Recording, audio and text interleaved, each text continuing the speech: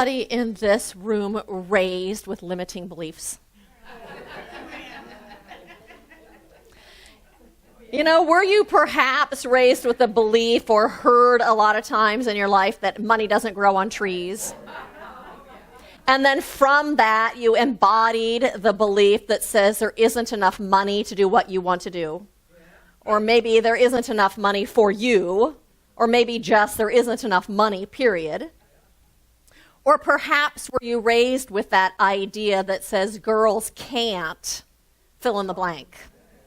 Girls can't be in charge, or girls can't be the boss, or girls can't be the CEO or the president of a company. And out of that, you adopt the belief that said it's better for you to follow than to lead. Or maybe you can be the assistant, but you can't actually be the boss. But some sort of belief like that keeps you small. And then there isn't just the things that we're actually directly told, but there's also those things that we indirectly pick up just because of our environments and because of what we witness. So perhaps you were raised in a house that was chaotic, or that was dysfunctional, or that was turbulent. And being raised in a house with a lot of conflict, maybe you then embodied the belief because of what you witnessed that relationships are not harmonious, or that relationships aren't equally beneficial or mutually beneficial, or maybe even that relationships aren't safe, or even maybe that you aren't safe. Or maybe just that it's not okay for you to have a voice or to speak your mind or to say what it is that you want to say, to stand up for yourself. There are all sorts of limiting beliefs that we adopt from our childhood, from what we're told and what we see, and from people that are around us, from our experiences. And what happens then is we hold onto those beliefs, sometimes consciously, but sometimes unconsciously. We don't even know that we're carrying that belief around with us. I had a hairdressing client some years ago who told me her biggest dream, and she really wanted this summer to do a cross-country trip and to drive across country, but she was too afraid to do that. And so in my mind, I'm thinking, is she afraid that she's a woman to be on her own on the road for so long? Or is she afraid to have to make all those decisions by herself? Or maybe she's afraid that she's going to get lost because she doesn't have a great sense of direction? No. She was afraid that she might run out of gas. When she was a child, when they took long trips, many times her father ran out of gas because he didn't have a gas gauge on his car that worked. And so today, she's still operating out of this belief that has no validity in today. It's an outdated belief, but she had not questioned that belief system. She had not looked at the fact that it wasn't relevant and hadn't updated it so that it was more appropriate for today. We all have beliefs like that, unconscious beliefs that we carry around with ourselves, things that we have adopted from what we've been told by our parents and by our teachers and by clergy, by whoever was people of authority that we looked up to in our lives. Things like, you will never succeed at that because you aren't fill in the blank. Tall enough, fast enough, quick enough, smart enough, whatever that is that you were told, that we still carry around. Or you can't do that because fill in the blank. Or even the opposite of that, you are really good at such and such. And then we carry those beliefs with us. What happens is we draw conclusions because of what we've been told, and that's why we carry that around with us, from whatever it is that we've seen or that we've been told or that we've experienced. Those unconscious beliefs then become this filter through which we see life. And that filter becomes a filter of our expectations. What we expect from other people, what they will do, how they will behave, expectations of what we expect from ourselves, and what we expect from life. It tells us even things like what we think that we are capable of. And then those beliefs and those expectations are acted upon by this law of correspondence or this law of attraction. And then we draw those circumstances to us that mirror those belief systems. It's like our projector projects that out there and we just draw those things back to us.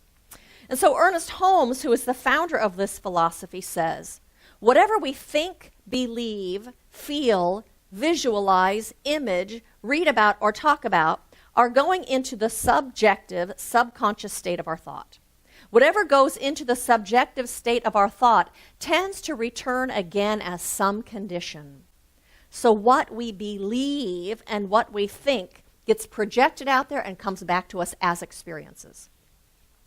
So I grew up, for those of you who know me, in a very chaotic household. And there was lots of drinking and lots of fighting and lots of throwing things and breaking things and that kind of stuff.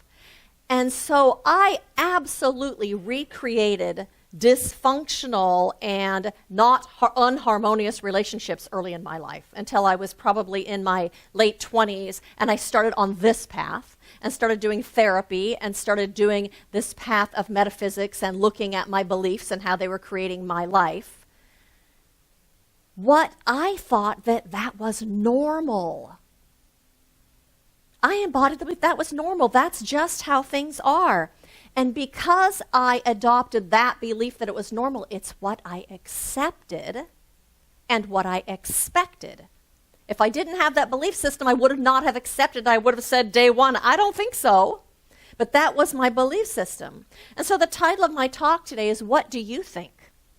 And I'm talking about how our beliefs and our thoughts create our reality, how they create our life experience. And I'm also talking about how over time, using affirmations actually filter down and change our beliefs so that we have a new belief and a new attitude and a new expectation so that we can draw something new to us that is more in alignment with what it is that we want to have or be or do in our lives, so that we can create the life that we want to live. I know that for every single one of us in this room, we all have things that we would like to have or to be or to do, things that we want. And maybe for you, it's to have better health. Or maybe it's to have greater financial abundance. Or maybe it's to have harmony, more harmony in a relationship that you are in. Maybe it's just to have a relationship. Or maybe it's to have more free time or more freedom or more peace or the perfect job. I don't know what it is for you, but I know we all have things that we want to have, and we also have things that we have in our lives that we really would like to change and not have them be the way that they are. We are doing a class right now that is based on a book called Magic of the Soul, and in this book, the author Patrick Harbala, I think is how you say his name, says, recognizing that we create our reality through our unconscious beliefs, that's the ones I'm talking about that you adopted, that you aren't consciously thinking about all the time, but they're in there. Recognizing that we create our reality through our unconscious beliefs is an essential realization, because in it we can recognize our power. If we can create an undesirable reality through unconscious negative affirmation, we can just as easily create a desirable one through conscious choice. We can create affirmations and repeat them to replace those that we reinforce on an ongoing basis unconsciously. Sooner or later, let's affirm sooner, the new affirmation begins to become part of our unconscious content, and then magic happens. It becomes a part of who we are over time from using those. And so I'd like to share a story with you by Alan Cohen from A Daily Dose of Sanity. He says, my house had a long-term leak where two rain gutters meet at the edge of the roof.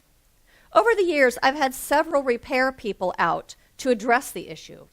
Each time, the leak stopped for a while but returned. Recently, I asked another roofer to look at the leak. He poked around the affected area for a minute and told me, your previous repairman addressed the symptoms of the leak, but not the cause. The real cause is that your gutter is not on enough of a pitch to make the rain run out of the drain, so the water just sits in the corner. He showed me several layers of roofing sealers. He showed me several layers of roofing sealers the previous workers had pasted over the crack. All of those sealers did not solve the problem. Actually, they exacerbated it. Then he showed me how the quick fix sealers had built up a little mound that caused the water to run back up the gutter rather than out of it. The fellow took some time to adjust the pitch of the gutter, and now the rainwater runs out of the drain where it's supposed to. Affirmations allow us to change the pitch of the gutter so that the good of the universe can flow into our lives and flow into us and through our lives, instead of getting stuck in the corner and not flowing into our lives. And so changing our thinking by using affirmation changes that pitch of those gutters. Using affirmation creates a shift in our thinking, which then creates a shift in what we accept and what we expect from life. So maybe you are holding on to this belief somehow that you are not enough, that there is not enough or you are not enough. You can change that thought by affirming to yourself that I live in an abundant universe where there is always enough. All the good of the universe is flowing into my life now easily and effortlessly. All good flows to me now, instead of that belief that there isn't enough. If you're holding on to a belief that says, with aging comes poor health, you can affirm, I am whole and healthy here and now.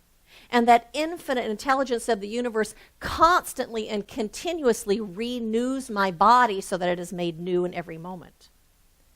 If you are wanting a love relationship and you are holding this idea that it's just too late in your life, you can tell yourself that I am loved and loving and lovable here and now, and that I give and receive love in every moment in my life, and I'm drawing more love to me all the time. You change what you're telling yourself. You change the self-talk so that it can eventually change the beliefs that are underneath it. Because that which we identify with becomes our experience. When we have a shift in our thinking from that which is negative and that which is restrictive to that which is positive and expansive, what happens is it shifts our feelings. We start feeling relieved and we feel hopeful. And as you're affirming that you already have this in your life, you start feeling grateful. And then those new thoughts, along with the new feelings, act as a new cause in your life to draw something new to you. And you know what, though? You can't just use an affirmation once or twice or 3 times and spend the other 95% of your day thinking the negative thoughts that you've always thought and expect something new to happen. It's kind of like a muscle. You can't lift a weight 3 times and think that your muscles are going to be strong. You can't, if you're having problems getting up out of the chair because your legs are too weak, you can't do squats twice or lean against the wall or lift weights twice and expect that it's going to be easy to get out of the chair. It takes repetition. It takes doing it over and over so you can build those muscles so that you can build this new consciousness from which you're moving through life. The more we affirm something, the more it sifts down into our subconscious mind and then becomes embodied and becomes a part of who we are. Then you don't have to keep reaffirming it. It's just your belief system. It's just your new filter that you're looking through. That becomes the magnet for what it is that you want. It's kind of like driving. You know, in the very beginning, when you're driving, it's really awkward. Do you remember that? Push the clutch in, turn the key, put it in first gear, let the clutch out, slowly push the gas just to the right. Oh, here we go. Second gear. Push the clutch in, move the thing. Again, slowly. Now you go driving, you get all the way home, you don't even remember driving in the car. It's just unconscious. It's become embodied. Driving has become part of who you are. It's the same thing. Those affirmations often feel awkward in the beginning. They feel contrived and awkward, but as you continue to repeat them to yourselves, you start to embody those beliefs and that new way of thinking and that new lens that you're looking through. Over time, those affirmations become our new operating system. It's the thing that's running us then. We change the way we think so that it's in alignment with what it is that we want, and that new cause is set in motion. The gutters have then changed their pitch by our new thinking.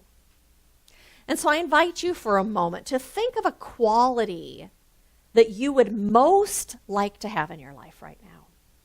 Maybe it's love, or peace, or joy, or confidence. What is a quality that you would most need in your life right now? Balance, harmony, clarity. And now just in your mind, create a short phrase that affirms that you already possess that thing. And make it an I statement. It could be something like, I am loving, or I am abundant. I am filled with joy. I trust life. I am filled with peace. I am compassionate. An I statement that affirms that you already have it in your life. That affirmation is already true because you already possess that quality in your soul. Do you get that? You're not trying to make it true. It's already true. You're just changing the slant of the gutters so that it can flow into your experience.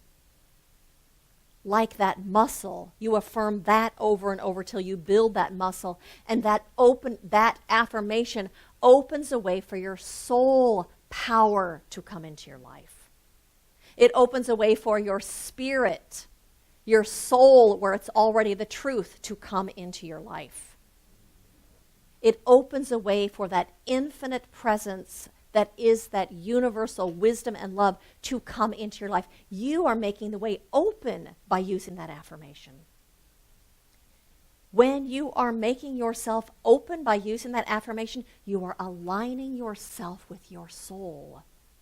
Your soul's the thing that's calling you to have that thing in your life, to be that thing. The affirmation allows you to align with your soul and allow that soul power to flow into your life. Eric Butterworth says something like, I'm paraphrasing, we don't use affirmations to make them true. They are already true, so we use them to allow that to come into our lives. And Ernest Holmes says, treatment, affirmative prayer, is not for the purpose of making things happen. It is to provide within ourselves an avenue through which they may happen. Affirmations are not for the purpose of making things happen. They are to provide within ourselves an avenue through which they may happen. It's a tool. They're a tool to open us up. The infinite is already on your side. The good of the universe is already present and available. It's ready to flow into your life, but you have to create the avenue for it, the open space for it to come into your life. You must have the correct pitch on your gutter for it to flow into your life.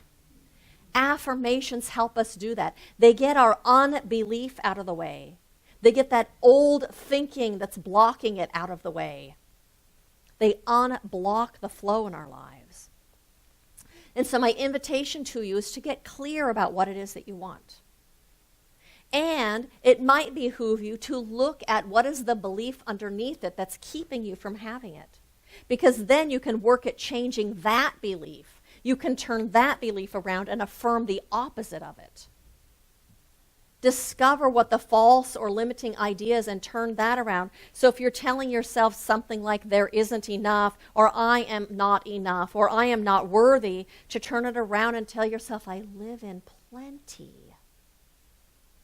To tell yourself I am lovable and valuable and worthy, and I love and approve of myself. Shift your thinking so that you can be open to allow it to flow into your life. And use those affirmations over and over and over again. Because the first time you use it, it's like planting the seed. But you don't plant a seed in the garden and expect it to sprout. You have to water it and you have to feed it. You keep giving it your energy so that it can grow into something beautiful. Use your affirmation over and over, repeat it. Look in the mirror and tell yourself that, so then you're saying it and you're seeing it and you're hearing it all at the same time, and it just reinforces it.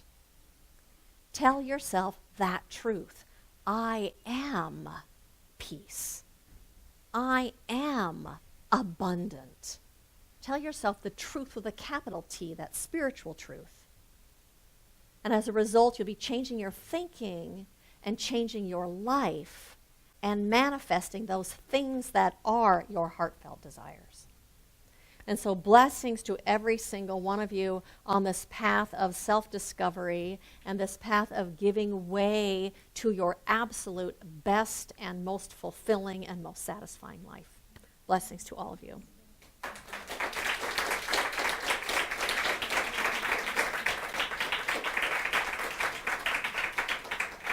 And so I invite you to join me in an affirmative prayer right now. And so we do indeed take our attention from this world of effect and turn our attention to this realm of cause, this cause which is consciousness itself. And so I recognize as I turn within that there is absolutely an infinite presence that is right here, an infinite presence that is always closer than my very breathing. And this is the one presence and the one power and the one life that I call God.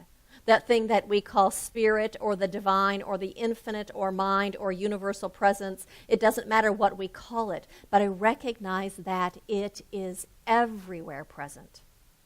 That presence and that power and that life of the infinite fills everything, that everything is permeated with this magnificence. Everything is permeated with this power that is a power of good and a presence of good. And so today I recognize not only is that all around me, not only is that presence and that power and that infinite one everywhere that I go, in everything that I do, but it is right here within me. That presence is the very essence of my soul. It is the very essence of my spirit. For each and every single one of us are incarnations of that presence, here on this planet, giving way to that one as our heart's desires, as that which lives within us, as our dreams and our longings. That is the call of our own divine self, inviting us to know the truth in a whole new way, inviting us to step into our own power to create, our own power to bring love and peace and joy and abundance and good of every sort into this world, so that we not only bless ourselves by doing so, but we bless everyone around us. For I know that everyone and everything is connected to each other, for we are all a part of this one. And so I recognize and know today that there is a blessing that is flowing out into our lives at every moment. And we have shifted the pitch of our gutters so that it comes flowing into us and into our lives in a beautiful and in a magnificent way. And so in flows love and peace and wholeness and power and harmony and balance. For that is the nature of this divine presence. That is the nature that already lives within us. And that is coming forward today in a whole new way. And it is for this that I give thanks. And so I release this prayer into that law of the universe that always says yes. And so we accept it, and we know it, we affirm it, and we live it. And I say, thank you, life. Thank you, infinite one. And so it is.